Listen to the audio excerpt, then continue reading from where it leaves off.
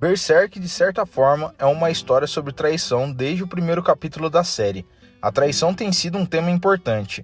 O prefeito de Koka traiu seus cidadãos, servindo ao barão de Koka, que por sua vez traiu o prefeito por pensar que tributos de carne estavam dando a ele alguma satisfação real. A mãe de Teresia traiu seu pai, que então traiu sua própria natureza humana, tornando-se um apóstolo. Guts, quando criança, foi traído por Gambino quando foi vendido a Donovan. E como temos em mente, a maior traição de todas em Berserk ocorreu quando Griffith sacrificou todos seus companheiros para confirmar sua ascensão como Fento, o quinto anjo das trevas. Mas, agora que ele se tornou absoluto no mundo de fantasia, algumas pessoas tendem a pensar que Griffith se tornou tão poderoso que ele pode rivalizar com a mão de Deus. Existem teorias espalhadas por vários fóruns que afirmam que Griffith pode um dia acabar traindo a mão de Deus, mas eu acho que o oposto pode ser mais preciso, porque desde o momento em que foram apresentados, fica claro que os membros da God Hand têm escondido algo de seus mais novos parentes, e pode muito bem ser uma traição. Então vamos dar uma olhada exatamente como e por que a mão de Deus pode acabar traindo Griffith na conclusão de Berserk. Fala galera, Léo Bertolucci aqui com mais um vídeo para vocês, espero que vocês estejam muito bem e hoje trazendo mais um vídeo sobre Berserk. E se você, assim como eu, é fã de mangás e animes, já clica no botão de se inscrever, ativa as notificações e já desce o dedo no like e bora pro vídeo. Griffith se sente como o membro mais importante da mão de Deus do ponto de vista narrativo, mas não é por isso que Griffith se sente absoluto. Desde seu nascimento como quinto anjo, ele é mencionado como o anjo do desejo, Fento. É claro que Griffith se tornou um ser cujo poder não pode ser mais quantificado em termos humanos. Seu primeiro ato ofensivo, além daquele que todos vocês estão pensando no Eclipse, ele comprimiu um bando de apóstolos em uma bola de carne e sangue usando seus recém-adquiridos poderes de manipulação espacial. Embora, se formos honestos, foi uma falha de tiro, já que ele estava mirando no Cavaleiro Caveira. E mesmo assim, o Cavaleiro Caveira conseguiu sair do Eclipse com Guts e Casca e Griffith não usou seus poderes novamente. Talvez ele estivesse assimilando tudo aquilo. Mas quando ele reaparece durante o arco do Espadachim Negro, fica claro que ele tem uma melhor compreensão de suas próprias habilidades nesse ponto. Se analisarmos friamente, durante o Eclipse, Griffith literalmente morreu e renasceu como um ser totalmente novo, sendo como tal, suas ações podem ser vistas como uma certa lente da infância, e sendo um rei demônio recém-nascido, Fento não tinha ideia de como usar ou controlar seus poderes com eficiência. O arco do Espadachim Negro ocorre 2 anos após a primeira demonstração de seu poder, e que é mais tempo, mais do que suficiente para alguém crescer, especialmente se for um ser sobrenatural por natureza. Quando Guts reencontra Griffith dentro do interstício criado pelo Conde que mencionei na introdução, ele imediatamente tenta arrancar sua cabeça, mas não consegue nem se aproximar dele, porque Fento o repele usando energia pura todas as vezes, sem nem mesmo levantar um dedo, e ele tem um controle tão magistral sobre si, mesmo que pode aguentar até tiros de canhão a queima-roupa sem tomar nenhum dano. Outro ponto é a sua compreensão aguçada da natureza do tipo demoníaco e como a causalidade funciona, porque é ele quem faz todo o trabalho pesado quando se trata de convencer o Conde a desistir de sua filha e reencarnar mais uma vez. Fento é quem aponta que apenas ao sacrificar Teresia, o Conde será capaz de viver, e se o Conde rejeitar esse sacrifício, bem, a morte era algo inevitável para o Conde.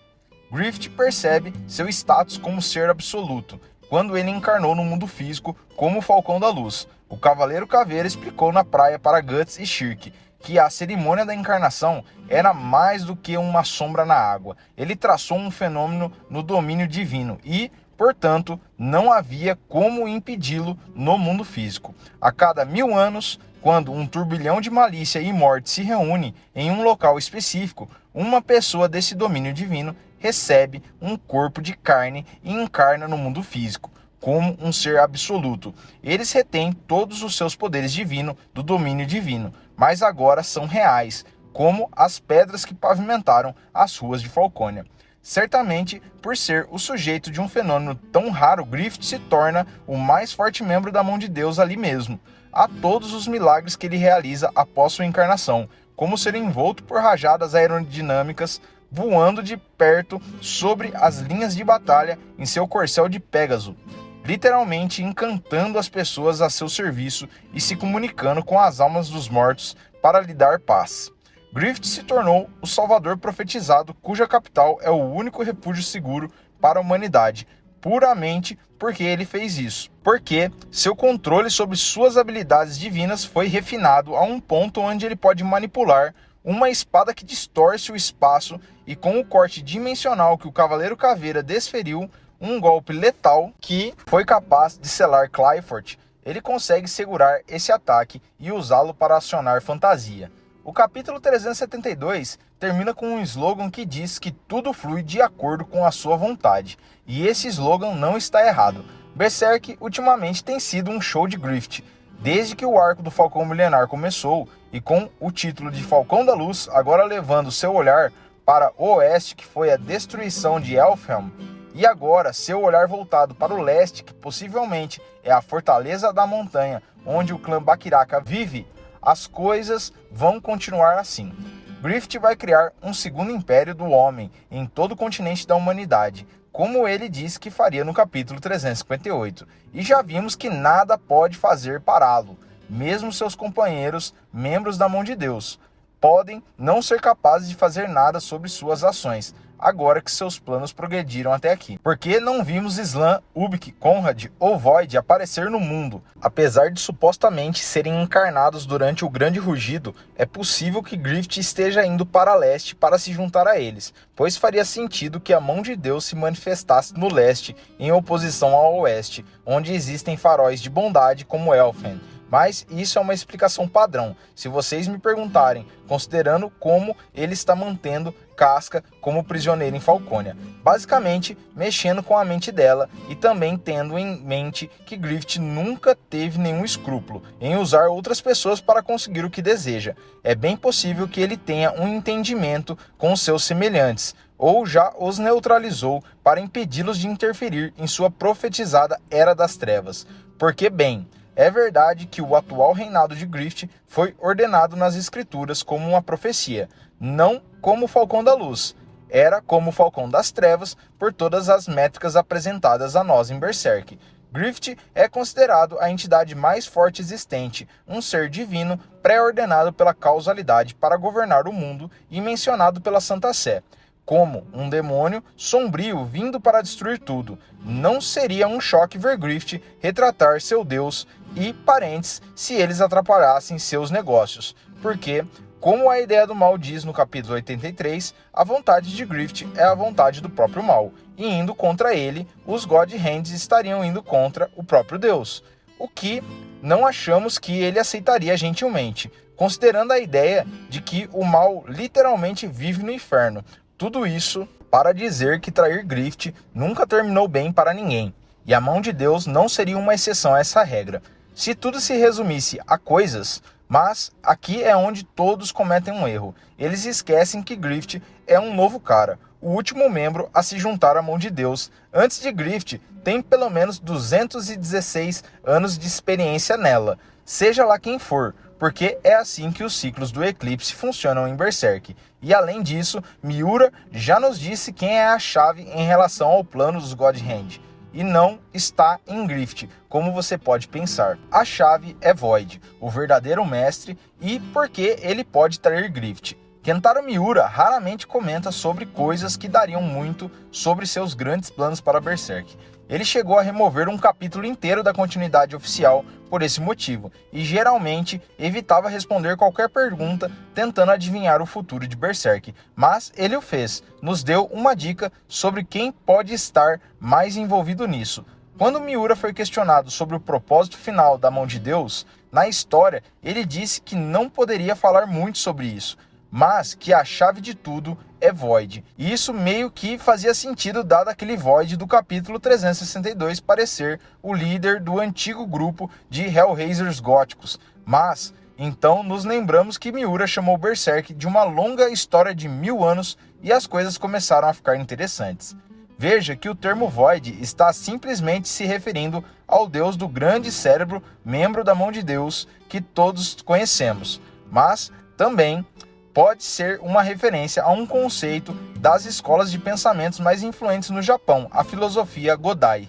Nessa filosofia, 5 elementos principais são descritos como sendo os fundamentos do mundo, mas, em vez de simplesmente serem chamados por seus nomes elementares como fogo, vento, terra ou água, a filosofia Godai divide as coisas em nível atômico. O fogo é realmente chamado de energia na filosofia Godai, e a terra, o vento e a água são representados como os estados integrais da matéria, em vez de energia, gás sólido, líquido, que é 4 dos 5 elementos que criam esta filosofia. O 5º elemento é chamado de espaço, em seu entendimento básico, mas também recebe o nome elementar de Void, e é aqui que as coisas começam a ficar interessantes.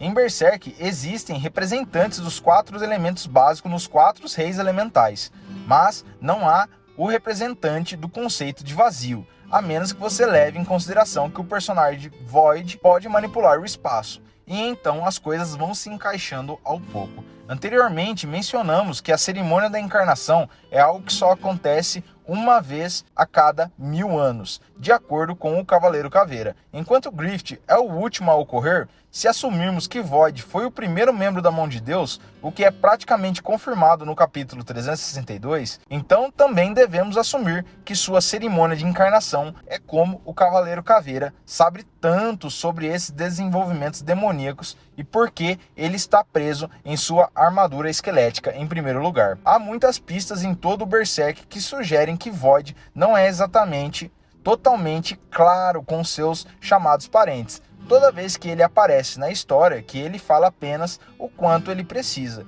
E isso vai soar irônico, considerando que suas pálpebras estão literalmente costuradas, mas seu olhar revela que ele sempre está escondendo algo de todos nós. Em sua primeira aparição, enquanto os outros membros da Mão de Deus ficaram chocados e maravilhados pela habilidade inumana de Guts de lutar contra sua dor e tentar atacar um membro da God Hand, Void permanece em silêncio. Em vez disso, temos apenas um único painel mostrando sua reação que, dado o estado de seu rosto, é difícil de ler, mas podemos apenas supor que ele estava pensando nisso. Esses tolos não sabem nada sobre causalidade. Slan estava ronronando por Guts para se juntar a eles, e Ubik meio que concordou com ela, mas Conrad derrubou a ideia dizendo que Guts não foi ordenado pelas leis da causalidade. O mangá então nos dá um painel mencionado, com novamente um Void silencioso olhando para o abismo, e prosseguimos com a segunda reencarnação do Conde Lesma, ou melhor, sua rejeição do mesmo. A segunda vez que Void aparece na história é quando Griffith desencadeia seu próprio eclipse, e aqui fica bem claro que Void realmente sabe sobre a existência da ideia do mal, pois ele menciona 2 vezes o Deus ímpio nascido do homem, que é exatamente o que a ideia se descreveria como sendo se alguma vez aparecesse oficialmente em Berserk.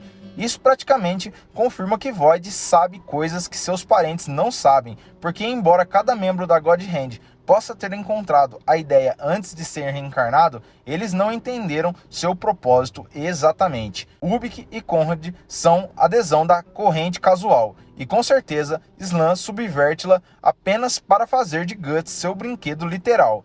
Mas a autoridade com que Void declara que tudo está dentro das correntes da causalidade é muito definitiva para ter o mesmo tipo de significado que tem quando seus parentes trazem à tona o tópico. A Mão de Deus é bem parcialmente clara e evidente. Nem tudo eles estão vendo. Eles previram que Griffith acabaria se tornando seu parente no 5º eclipse, e que isso sinalizaria o início da Era das Trevas, mas eles não previram que o Cavaleiro Caveira apareceria e resgataria Casca e Guts de serem sacrificados. O olhar que Skull Knight e Void compartilham após a violação do interstício, por esse último cimenta a ideia de que é a história de 1000 anos atrás que Berserk começa com uma rivalidade. Mas o que é interessante é o que acontece após a fuga do Skull Knight, que é mais relevante para esse vídeo. Ubik, Slan e Conrad se divertem com o resgate de Guts e Casca, pois não haviam previsto e a imprevisibilidade era provavelmente a única coisa que poderia dar prazer a seres que estavam perto de serem praticamente oniscientes. Mas o fato deles não terem previsto esse resgate era a prova de que eles não eram tão poderosos quanto foram apresentados, exceto Void. Slan, Conrad e Ubik resignam-se à noção de que, embora uma coisa imprevisível como o Cavaleiro Caveira resgatar Guts pudesse acontecer em junções temporais como o eclipse, essas coisas eram, em última análise, inútil no grande esquema da causalidade, pois ela diz isso, e Slan olha para Void. Não sabem de nada em seu rosto como ele fez a primeira vez que o vimos, tão herético quanto isso pode ser. Para alguns de vocês, as adaptações em 3D de Berserk praticamente confirmam nossa suspeita de que Void está escondendo algo da mão de Deus. No mangá, apenas Slan olha para Void depois de comentar que a própria God Hand não era onisciente. Mas, no terceiro filme da Era de Ouro, ela pergunta diretamente ao Void se o resgate de Skunk Knight foi uma parte do plano da causalidade ou não, e o enigmático membro da God Hand decide não responder sua pergunta. Não vemos Void desde o eclipse de Grift, mas certamente ouvimos falar dele quando o Padre Mosgos, no capítulo 138, conta sua origem, combinando com as alegações de Miura sobre a linha de tempo real de Berserk, e o fato de que ele chamou Void a chave para o plano da mão de Deus. Aponta para uma coisa, e uma coisa apenas: Grift está prestes a ser traído pelas pessoas a quem ele entregou sua alma. Pense nisso. Quando Grift foi para o abismo e conversou com a ideia do mal, ele foi instruído a fazer o que quisesse, porque sua vontade era a própria vontade da ideia do mal, e ao agir de acordo com seu próprio projeto de fogo, ele estaria cumprindo a vontade de Deus. Mas essa conversa ocorreu no capítulo 83, que foi removido da continuidade, e, portanto, não sabemos tecnicamente o que aconteceu quando ele conheceu Deus no final do capítulo 82. Mesmo no capítulo excluído, a ideia diz a Grift que era a coisa que determinou toda a história de sua vida há milênios, incluindo o eclipse e provavelmente tudo que estava por vir no futuro também. Se a ideia do mal é a que puxa as cordas de Grift, e Void é a primeira e mais estabelecida personificação do seu poder, faz sentido de que a ideia realize seu plano final através de Void e não de Grift, embora seja verdade que Grift parece estar prestes a criar um ritual de sacrifício demoníaco para derrotar todos os outros rituais de sacrifício, encerrando toda a humanidade dentro de Falconia. Quem pode dizer qual é o seu plano em primeiro lugar?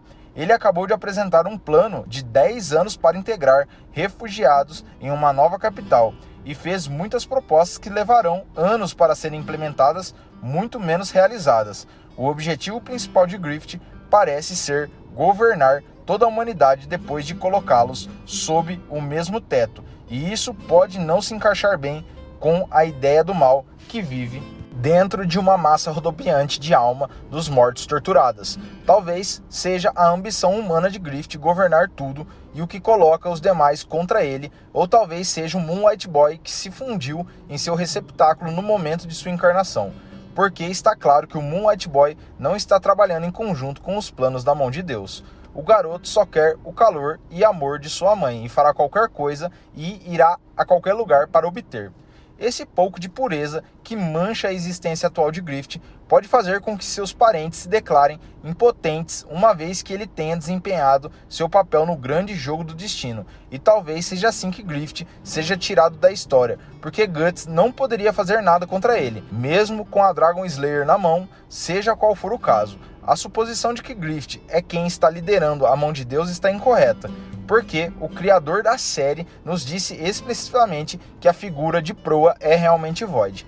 E considerando que Void sacrificou uma cidade inteira para ser reencarnado, como o primeiro rei demônio da God Hand, que sabe até onde ele está disposto a ir, quando um de seus decide abrir um negócio por conta própria. Se uma traição acontecer entre os God Hands, estaremos na primeira fila para assistir, sendo assim Grift uma peça em um tabuleiro muito maior no qual ele acha ter conhecimento, Mas, enquanto não sai capítulo novo, só podemos ser pacientes e esperar e criar teorias e previsões sobre o que pode acontecer. E o que vocês acham? Os God Hands irão trair Griffith ou tudo irá de acordo com as correntes da causalidade, de acordo com os planos dele? Espero que vocês tenham gostado desse vídeo. Se você gostou e ainda não é inscrito, se inscreva, ative as notificações, deixe um like. Até a próxima, obrigado por assistir e fui!